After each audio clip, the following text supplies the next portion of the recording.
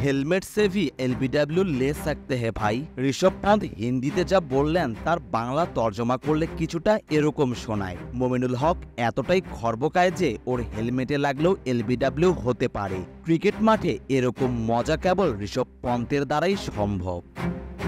শুধু আক্রমণাত্মক ব্যাটিং ও কিপিং নয়, মজার মজার উক্তির জন্য ঋষভ পন্থের আলাদা পরিচিতি আছে ভারতীয় ক্রিকেটে। কানপুর টেস্টে গতকাল প্রথম দিনেও এমন এক মজার মন্তব্য করে বসলেন পন্থ। বাংলাদেশ ইনিংসের ৩৩তম ওভারের খেলা চলছিল তখন। সেই ওভারে বোলিং করছিলেন ভারতীয় স্পিনার রবিচন্দ্রন আশ্বিন। প্রথম বলেই সুইপ খেলার চেষ্টা করলেন মমিনুল, ঠিকমতো ব্যাটে লাগাতে পারলেন না। বল তার ব্যাটের উপরের কানায় লেগে হাতেও লেগেছে। পন্থ স্ট্যাম্পের পেছন থেকে এলবিডব্লিউর আবেদন করলেও আশ্বিন ভুল শুধরে দেন। আশ্বিন ইঙ্গিতে পন্থকে বুঝিয়ে দেন বল ব্যাটে লেগেছিল। অধিনায়ক রোহিতও হাঁটলেন সেদিকেই, তিনি আর রিভিউ নেননি। এমনিতেও কানপুরের সকালে রিভিউয়ের ভাগ্য ভালো ছিল না ভারতীয় এই অধিনায়কের।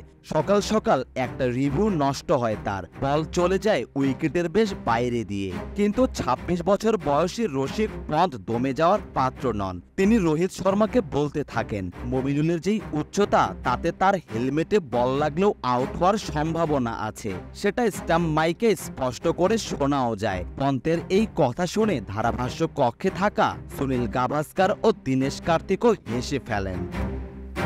যদিও হেলমেটে লেগে এলবিডব্লিউর ফাঁদে পড়ার নজির আছে, খোদ সচিন তেন্ডুলকার এভাবে আউট হয়েছেন তার খেলোয়াড়ি জীবনে। পন্থের মতে এবার সেই একই পথে হাঁটতে চলেছেন মমিনুলও।